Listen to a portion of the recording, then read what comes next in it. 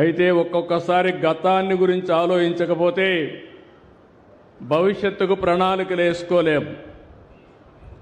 గత పాలకుల విధ్వంస విధానాలతో పరిశ్రమలు మూతబడ్డాయి, పారిశ్రామికవేత్తలు పారిపోయారు.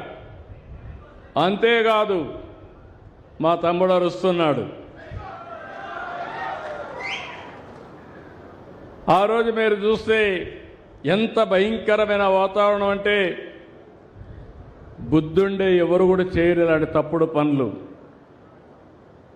కావాలని చెప్పి కరెంటు ఉత్పత్తి చేసే సోలారు కంపెనీలు ఎంఓయూలు చేశాం.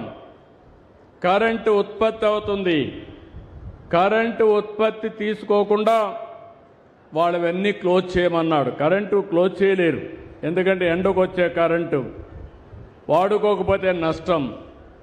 గవర్నమెంట్కి ఒక ఆబ్లిగేషన్ ఉంది, ఆ ఆబ్లిగేషన్ ఒకవేళ వాడుకోకపోతే వాళ్లకు నష్టపరిహారం కట్టియాలి.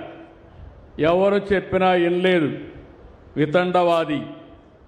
వినకపోతే ఏమైందని మీరు ఆలోచిస్తే కోర్టు మొట్టిక్కాయలేసి ఇందులో ఏమీ జరగలేదు, నువ్వు తప్పుడు నిర్ణయాలు చేస్తున్నావు, నువ్వు వాళ్ళందరికీ కాంపన్సేషన్ కట్టేయాలని కరెంటు వాడుకోకుండా పారిశ్రామికవేత్తలకు 9,000 కోట్ల రూపాయలు మీరు కట్టిన పన్నులు వాళ్ళకు పే చేసే పరిస్థితికి వచ్చాడు.